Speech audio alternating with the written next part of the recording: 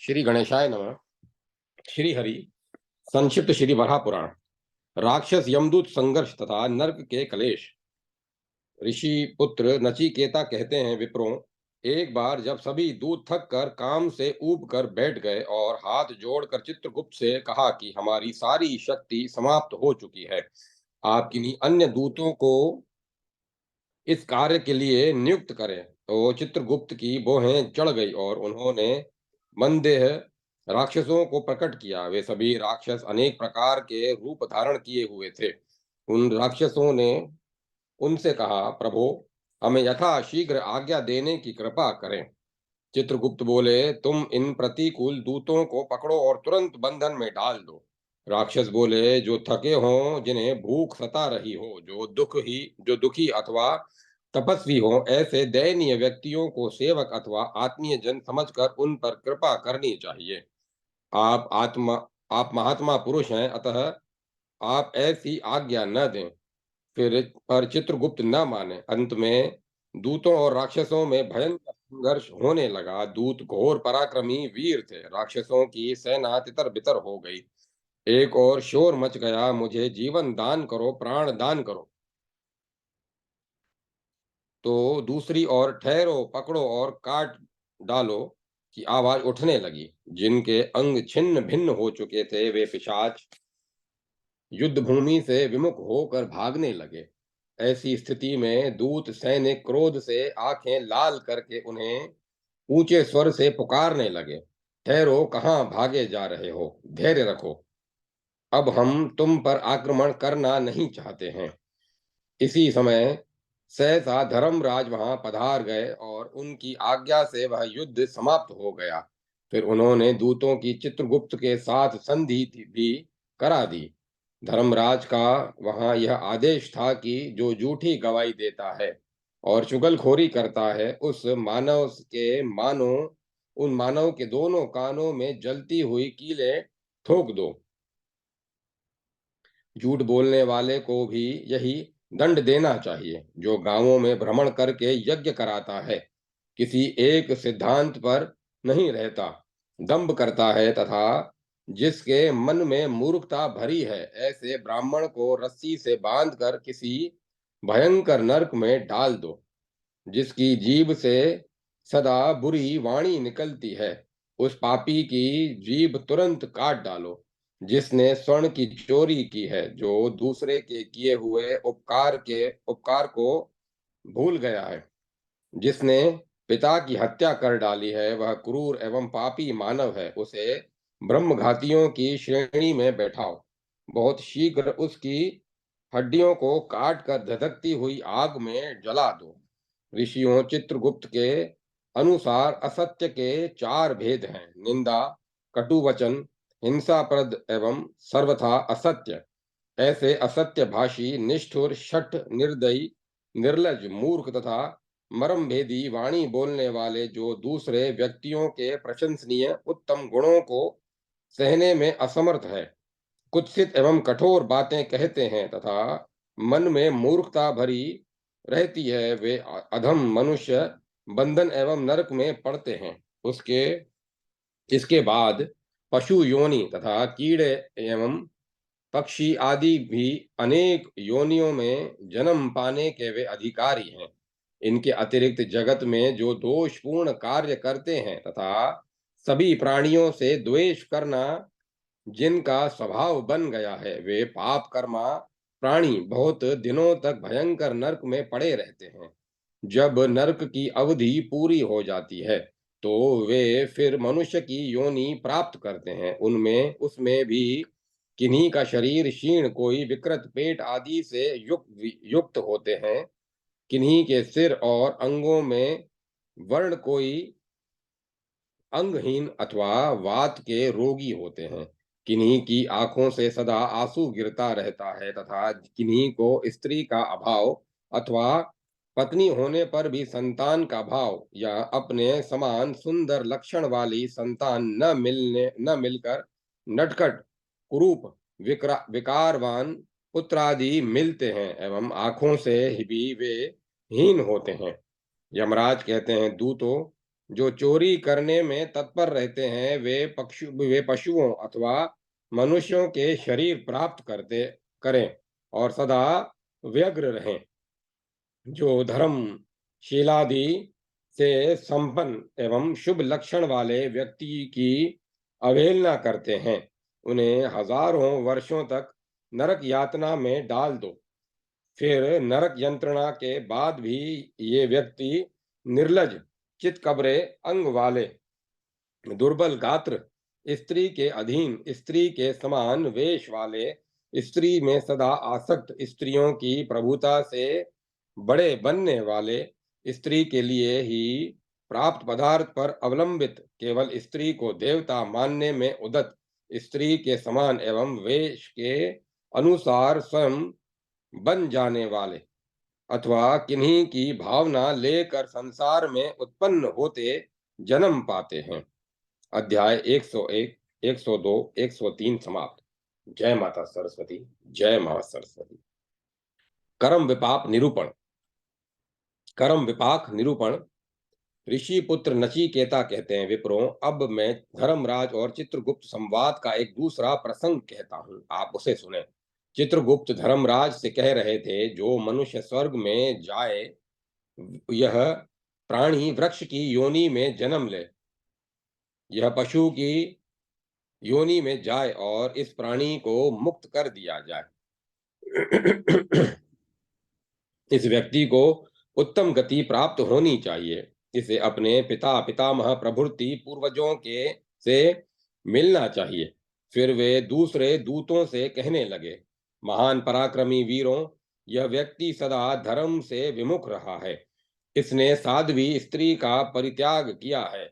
इसके पास पुत्र पौत्र भी नहीं है, अतः इसे रौरव नरक में फेंक दो। ये सभी बड़े धर्मात्मा व्यक्ति हैं, ऐसे मानव न हुए हैं और न होंगे ही। इनमें पाप का लेश मात्र भी नहीं है, अतः बहुत शीघ्र इन्हें यहाँ से जाने के लिए कह दो। इन व्यक्तियों ने जीवन भर किसी की निंदा नहीं की है। संपत्ति अथवा विपत्ति किसी भी स्थिति में इन्होंने संपूर्ण धर्मों का पालन किया है।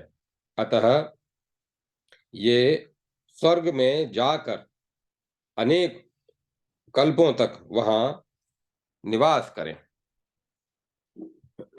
यह व्यक्ति पूर्व काल में परम धार्मिक पुरुष रहा है, पर यह स्त्री में अधिक आसक्त रहा, अतः कलयुग में मनुष्य की योनि प्राप्त करे। इसके बाद स्वर्ग में वास करने की सुविधा मिलेगी। यह व्यक्ति युद्ध भूमि में शत्रु को मारकर पीछे स्वयं मरा है। ब्राह्मण, गौ अथवा राष्ट्र के लिए लड़ाई छिड़ी थी, उसमें इसने प्राण विसर्जन किए हैं। अतः तुम्हें विनय के साथ इससे निवेदन करना चाहिए कि यह व्यक्ति विमान पर चढ़कर इंद्र की अमरावतीपुरी में जाए और एक कल्प तक यहाँ वहां निवास करे। उसी के समान यह भी एक धर्मात्मा पुरुष है। इस परम भाग्यशाली प्राणी ने निरंतर धर्म का पालन किया है। इसके सभी क्षण दान करने में ही व्यतीत हुए हैं। यह समस्त प्राणियों पर दया करता है। इसका गंधों और मालाओं से यथाशीघ्र सम्मान करो। इस महात्मा व्यक्ति के लिए तुम लोगों से मेरा यह आदेश है कि इसके ऊपर चवर झले जाएं और इसकी भली प्रकार से पूजा होनी चाहिए। किसी अन्य धर्मात्मा को लक्ष्य कर, यह भी एक यशस्वी पुरुष है, इससे सभी प्राणी सुख पाते हैं, इसका कल्याण होना चाहिए। इसे सैकड़ों गुणों से शोभा पाने वाले इंद्र की अमरावती में भेजा जाए। यह धर्मात्मा प्राणी स्वर्ग में तब तक रहेगा जब तक वहां इंद्र रहेंगे। जितने समय तक इसका धर्म साथ देता रहेगा, उतने काल तक स्वर्ग में आनंद भोगने का इसे सुअवसर मिले। वहां से समय अनुसार से उतरना पड़े तो मनुष्य की योनि में जन्म पाकर सुख सुख भोगे।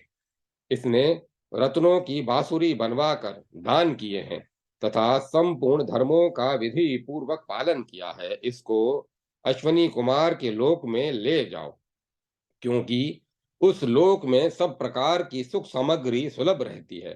किसी अन्य के प्रति दृष्टि डालकर यह महान भाग्यशाली पुरुष है, यह देवादिदेव सनातन श्री हरि के पास पधारे। इसकी त्याग वृत्ति असीम थी।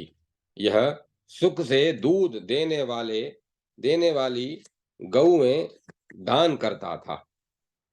अपनी सभी शक्तियों का उपयोग कर यह ब्राह्मणों को गौ दान देने में उत्सुक रहता था। विशेषता यह थी कि इसने परम पवित्र ब्राह्मणों को बहुत सा अन्न भी दिया है। रुद्रधेनु की तुलना करने वाली वे मनोहारिणी गौएं कल्प पर्यंत इसका साथ देंगी। यह पुरुष एक कल्प तक रुद्र के लोक में रहेगा, इसमें कोई संशय नहीं।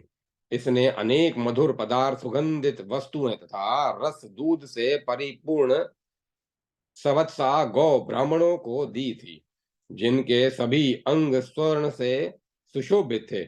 इस महान दानी पुरुष से संबंध रखने वाली पुस्तिका मैंने देखी है। उसमें लिखा है 3 करोड़ वर्षों तक यह स्वर्ग में निवास करेगा। तत्पश्चात ऋषियों के कुल में इसका जन्म होगा।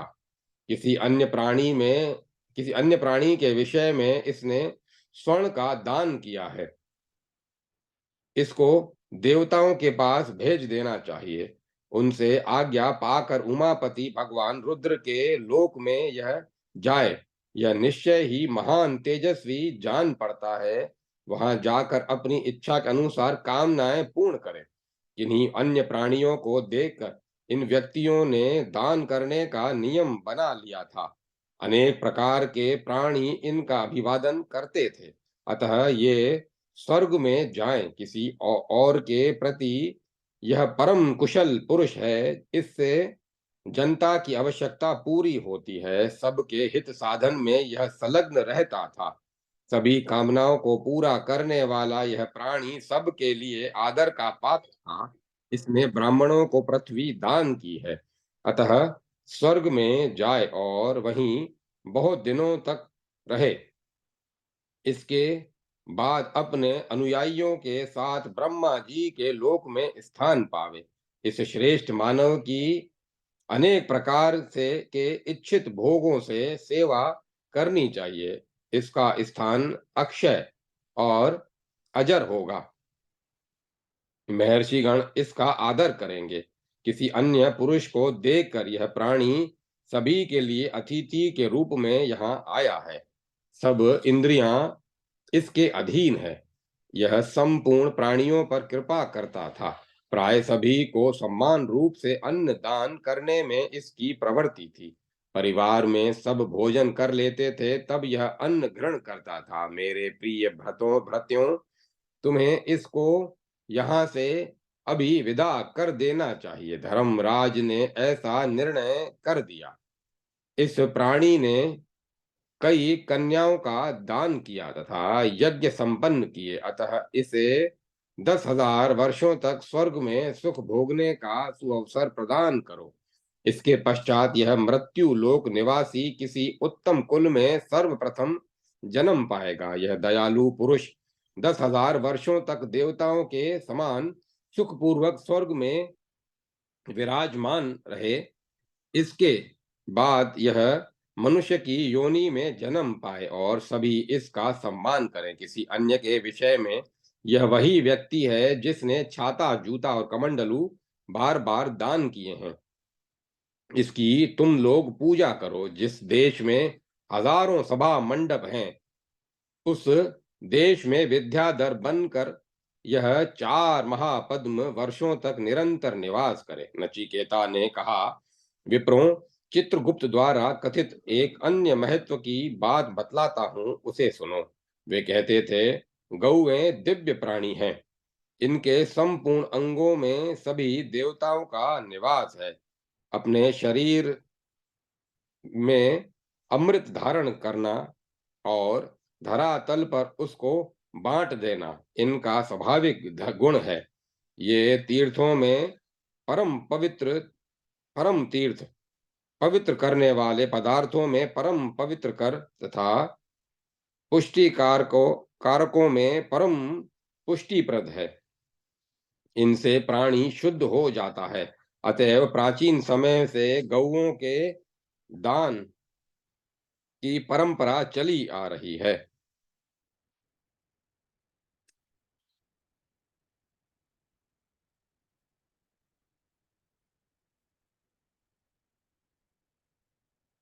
अरे, इनके दही इनके दही से समस्त देवता, दूध से भगवान शंकर, घृत से अग्निदेव तथा क्षीर से पितामह ब्रह्मा तृप्ति का अनुभव करते हैं। इनके पंचगव्य के प्राशन से अश्वमेध यज्ञ का पुण्य प्राप्त होता है। गौ के दांतों में मरुदगण, जीवा में सरस्वती, खुर में खुर के मध्य में गंधर्व, खुर के अग्रभाग में नागगण, सभी संधियों में साध्य गण, आंखों में चंद्रमा एवं सूर्य, कुकुद, मोर में सभी नक्षत्र, पूछ में धर्म, अपान में अखिल तीर्थ, योनि में गंगा नदी तथा अनेक द्वीपों से संपन्न चारों समुद्र और रोमकूपों में ऋषि समुदाय, गोमय में पद्म लक्ष्मी पद्मा लक्ष्मी, रोए में समस्त देवतागण तथा इनमें इनके चरम और केशों में उत्तर एवं दक्षिण दोनों अयन निवास करते हैं। इतना ही नहीं, स्थैर्य, धृति, कांति, पुष्टि, वृद्धि, स्मृति, मेधा, लज्जा, वपु, कीर्ति, विद्या, शांति, मति और संतति, ये सब गौओं के पीछे चलती है। इसमें कोई संशय नहीं। जहाँ गौओं का निवास है, वहीं सारा जगत, प्रधान देवता श्री लक्ष्मी तथा ज्ञान और एवं धर्म, ये सभी निवास करते हैं। अध्याय 1, 204, 205, 206 समाप्त। जय माता सरस्वती। जय मां सरस्वती। दान धर्म का महत्व। ऋषि पुत्र नचिकेता कहते हैं, विप्रों, नारद जी की यद्यपि परम सात्विक या नारद जी यद्यपि परम सात्विक पुरुष हैं, किंतु उनके मन में कलह देखने की भी रुचि रहती है। इसी प्रकार वे बार बार कौतूहलवश घूमते हुए धर्मराज की सभा में पधारे, जहां उनका राजा ने बड़ा स्वागत किया। फिर उन्होंने नारद जी से कहा, द्विजवर, आप यहाँ मेरे बड़े सौभाग्य से पधारे हैं। महामुने, आप सर्वज्ञ, सर्वदर्शी, संपूर्ण धर्मज्ञों में श्रेष्ठ तथा गंधर्व विद्या एवं इतिहास के पूर्ण ज्ञाता हैं। विभो, आप यहाँ पधारे और हमें दर्शन मिल गया, इससे हम सभी पवित्र हो गए, हमारा अंतःकरण परम शुद्ध हो गया। मुनिवर, यही नहीं, यह देश भी सब ओर से पुनीत हो गया। भगवन, अब आप अपने मनोरथ की बात कहें। विप्रों, नारद जी धर्म के पूरे मर्मज्ञ हैं। धर्मराज की उक्त बात सुनकर प्रश्न के रूप में जो उन्होंने कहा, वह भी आप वह भी एक महान गूढ़ विषय है।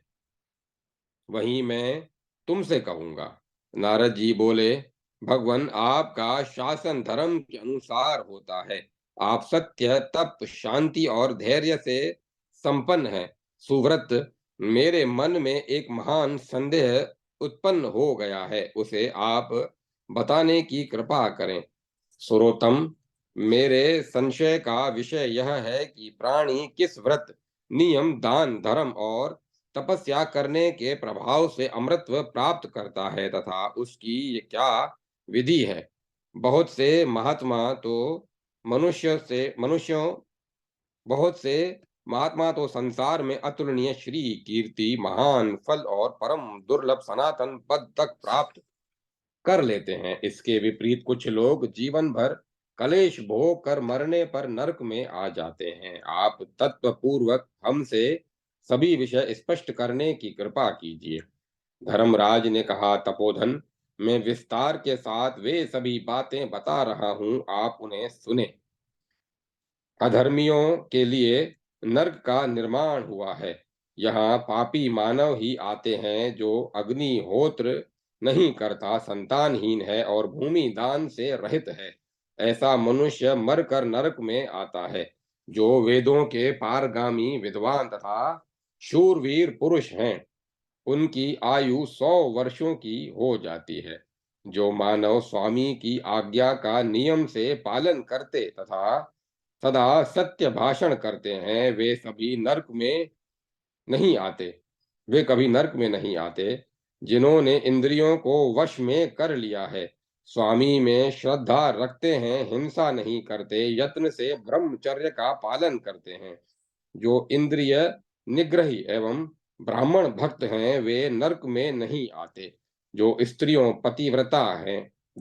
पतिव्रता हैं तथा जो पुरुष एक पत्नी व्रत का पालन करने वाले, शांत स्वभाव, पराई स्त्री से विमुख, संपूर्ण प्राणियों को अपने समान मानने वाले तथा समस्त जीवों पर कृपा करने में उदत रहते हैं, ऐसे मनुष्य अंधकार से आवृत एवं पापियों से भरे हुए इस नरक संज्ञक देश में नहीं आते। इस प्रकार जो द्विज ज्ञानी हैं, जिन्होंने सांगोपांग विद्या का अध्ययन कर लिया है, जो जगत से उदासीन रहते हैं तथा जिन व्यक्तियों ने स्वामी के लिए अपने प्राणों को होम दिया है, जो संसार में सदा दान करते एवं संपूर्ण प्राणियों के हित में संलग्न रहते हैं तथा जो माता पिता की भली प्रकार सेवा करते हैं, वे नरक में नहीं जाते। जो प्रचुर मात्रा में तिल, गौ और पृथ्वी का दान करते हैं, वे नरक में नहीं जाते। यह निश्चित है। जो शास्त्रोक्त विधि से यज्ञ करते कराते और चातुर्मास्य एवं अहिताग्नि व्रत का नियम पालन और तथा मौन व्रत का आचरण करते हैं, जो सदा स्वाध्याय करते हैं तथा शांत स्वभाव वाले एवं सभ्य हैं, ऐसे द्विज यमपुरी में आकर मेरा दर्शन नहीं करते। जो जितेंद्रिय व्यक्ति पूर्व से भिन्न समय में केवल अपनी ही स्त्री के पास जाते हैं, वे भी नरक में नहीं जाते।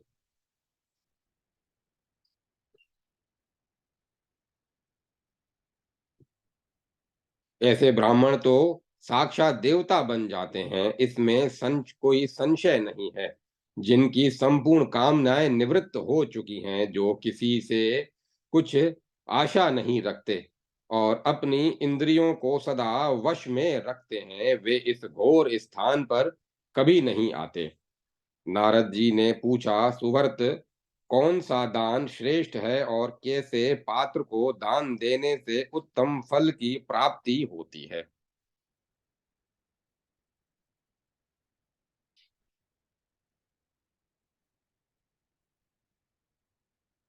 सुव्रत,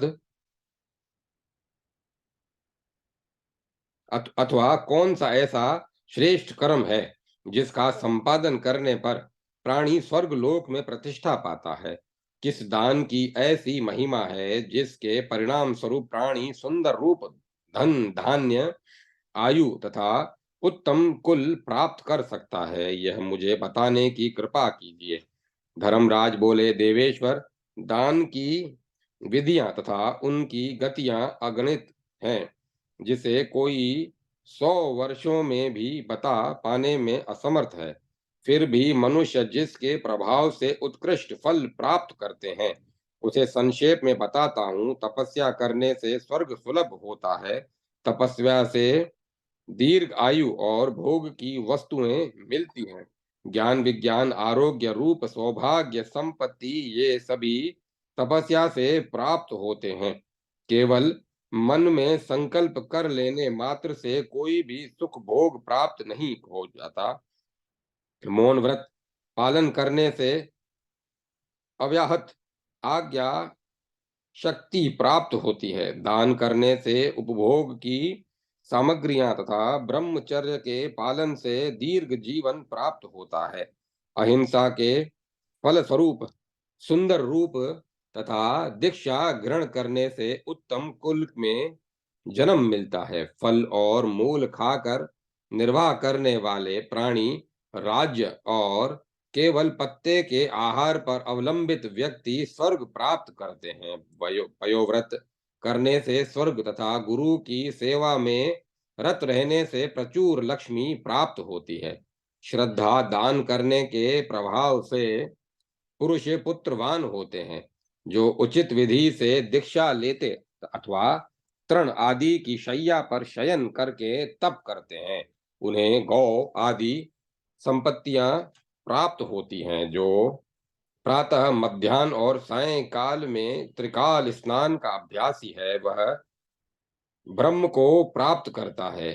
केवल जल पीकर तपस्या करने वाला अपना अभिष्ट प्राप्त कर लेता है। सुव्रत यज्ञशाली पुरुष स्वर्ग अथवा उपहार पाने का अधिकारी है। जो 10 वर्षों तक विशेष रूप से जल पीकर वहीं तपस्या में तत्पर रहते हैं तथा लवण आदि रासायनिक पदार्थों का सेवन नहीं करते, उन्हें सौभाग्य की प्राप्ति होती है। मांस त्यागी व्यक्ति की संतान दीर्घायु होती है। चंदन और माला से रहित तपस्वी मानव सुंदर स्वरूप वाला होता है। अन्न का दान करने से मानव बुद्धि और स्मरण शक्ति से संपन्न होता है। छाता दान करने से उत्तम ग्रह, जूता दान से रथ तथा वस्त्र दान करने से सुंदर रूप, प्रचुर धन एवं पुत्रों से प्राणी संपन्न होते हैं।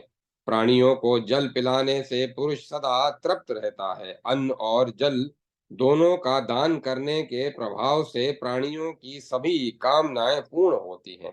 जो सुगंधित फूलों एवं फलों से लदे हुए वृक्ष ब्राह्मण को दान करता है, वह सब प्रकार की उपयोगी वस्तुओं से भरा गृह प्राप्त करता है। सुंदरी स्त्रियां एवं अमूल्य रत्न उस ग्रह में परिपूर्ण रहते हैं। अन्न, वस्त्र, जल और रस प्रदान करने से व्यक्ति को दूसरे जन्म में वे सभी सुलभ होते हैं। जो ब्राह्मणों को धूप और चंदन दान करता है, वह अगले जन्म में सुंदर तथा निरोगी होता है। जो व्यक्ति किसी ब्राह्मण को अन्न तथा सभी उपकरणों से युक्त गृह दान करता है, उसे जन्मांतर में बहुत से हाथी, घोड़े और स्त्री धन आदि से परिपूर्ण उत्तम महल निवास करने के लिए प्राप्त होते हैं। धूप प्रदान करने से मानव को गोलोक में तथा वसुओं के लोक में रहने का सुअवसर सुलभ होता है। हाथी तथा पुष्ट पुष्ट बैल दान करने से प्राणी स्वर्ग में जाता है और वहां उसे कभी समाप्त न होने वाला दिव्य सुख भोग प्राप्त होता है। घृत का दान करने से मनुष्य तेज एवं सुकुमारता तथा तेल दान से प्राण में स्फूर्ति और शरीर में कोमलता उपलब्ध होती है। शहद दान करने से प्राणी दूसरे जन्म में अनेक प्रकार के रसों से सदा तृप्त रहता है। दीपक दान करने से अंधकार का कष्ट नहीं होता तथा खीर दान करने वाले व्यक्ति का शरीर पुष्ट पुष्ट होता है। खिचड़ी दान करने से कोमलता और सौभाग्य प्राप्त होता है। फल दान करने वाला व्यक्ति पुत्रवान तथा भाग्यशाली होता है। रथ दान करने से दिव्य विमान तथा दर्पणों का दान करने से प्राणी उत्तम भाग्य प्राप्त करता है, इसमें कोई संशय नहीं। डरे हुए प्राणी को अभय प्रदान करने से मनुष्य की सभी कामनाएं पूर्ण हो जाती हैं। अध्याय 107 समाप्त। जय माता सरस्वती। जय मां सरस्वती। पतिव्रतो उपाख्यान। ऋषिपुत्र नचिकेता कहते हैं, विप्रो, इसी बीच यायावर शिलोच जीवी स्वाध्यायव्रती तपस्वी ब्राह्मणों को अपने ऊपर से आ जाते देखकर यमराज अत्यंत उदास हो गए। ब्राह्मणों इतने में ही वहां विमान पर सवार होकर अपने पति देव के साथ एक परम तेजस्विनी पतिव्रता स्त्री आ गई। उसके साथ में बहुत से अनुचर तथा परिकर परिच्छिद भी विराजमान थे, परिच्छद विमान पर विराजमान थे। उस प्रियदर्शना देवी के आगमन काल में नरसिंह आदि वागों की विपुल ध्वनि होने लगी। जीवन मात्र पर जीव मात्र पर अनुग्रह रखने वाली उस देवी को धर्म की पूर्ण जानकारी थी। उसके सारे प्रयास में धर्मराज का हित भरा था। इस प्रकार साधन संपन्न वह शुभांगना विमान पर बैठे बैठे ही धर्मराज को तपस्वियों से ईर्ष्या न करने तथा उनके प्रति सद्भाव रखने का परामर्श देकर एवं उनसे पूजित हो आकाश में अदृश्य हो गई। जैसे बिजली बादल में समा जाती है, इस अवसर पर धर्मराज के द्वारा सुपूजित उस स्त्री को देखकर धर्म नारद जी ने पूछा, राजन, जो आपके द्वारा अर्चित होने के बाद हित की बात कहकर पुनः वहां से प्रस्थित हो गई, वह स्त्रियों में सर्वोत्तम देवी कौन है? यह तो परम भाग्यशालिनी जान पड़ती है। इसका रूप बड़ा दिव्य है। अनुपम भाग्यों से शोभा पाने वाले राजन, मैं इस रहस्य को जानना चाहता हूँ, क्योंकि इससे मेरे मन में महान आश्चर्य हो रहा है। अतः इसे संक्षेप में बताने की कृपा करें। धर्मराज ने कहा, देवेश्वर, मैंने जिस देवी की पूजा की है उसकी कथा परम सुखद है। उसे मैं आपके सामने विस्तार से स्पष्ट करता हूँ। तात पूर्व कल्प में सतयुग की बात है। निमि नाम से प्रसिद्ध एक महान तेजस्वी सत्यवादी एवं प्रजापालक राजा थे। उनके पुत्र मिथि थे। मिथि हुए। केवल पिता से जन्म होने के कारण जनता में से उनका नाम जनक रख दिया। उनकी पत्नी का नाम रूपवती था। वह निरंतर अपने पति के हित में तत्पर रहती थी। पति की आज्ञा का पालन करना उनमें अपार श्रद्धा भक्ति रखना तथा शुभ कर्मों में लगे रहना उसका स्वाभाविक गुण था। स्वामी के वचनानुसार अत्यंत प्रसन्नता के साथ वह कार्य में तत्पर रहती थी। यमराज मिथि भी महान तपस्वी, सत्य के समर्थक तथा संपूर्ण प्राणियों के हित में ही अपने सारे समय का उपयोग करते थे। वे श्रम एवं धर्म पूर्वक संपूर्ण भूमंडल का पालन करते थे। उनके शासन काल में रोग, बुढ़ापा और मृत्यु की शक्ति कुंठित हो गई थी। उन परम तेजस्वी नरेश के राष्ट्र में देवता समय अनुसार सदा जल बरसाते थे।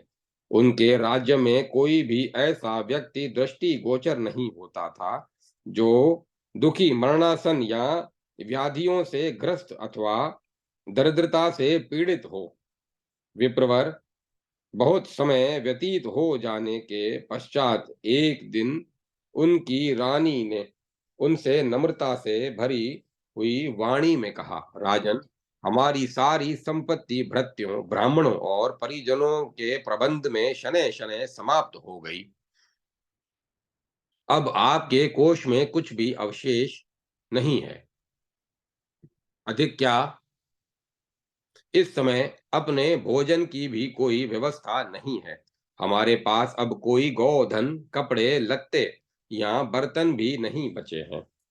राजन, उस इस समय मेरे लिए जो उचित कर्तव्य हो वह बताने की कृपा कीजिए। मैं आपकी आज्ञाकारी दासी हूँ।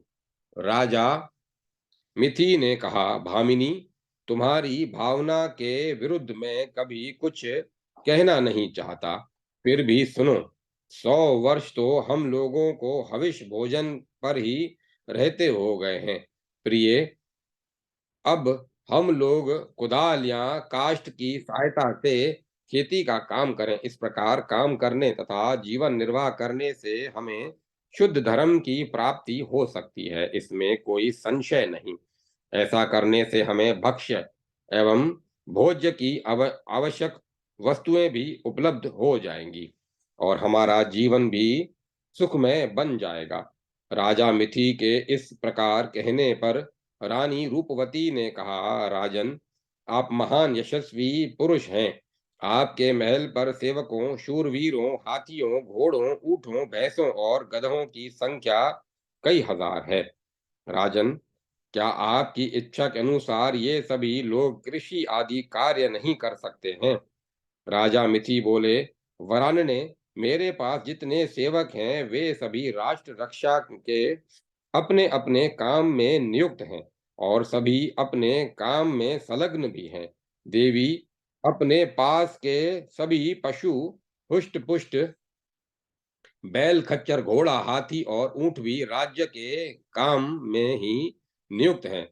आनंदिते, इसी प्रकार लोहे, रांगे, तांबे, सोने और चांदी से बने हुए उपकरण भी राष्ट्र में काम दे रहे हैं। देवी इस समय अब अपने लिए कहीं चलकर कोई उपयुक्त भूमि तथा लोहा आदि द्रव्य भी की खोज करनी चाहिए, जिससे मैं उपयुक्त भूमि तथा एक कुदाल बनवा सकूं एवं सुगमता से कृषि कर सकूं।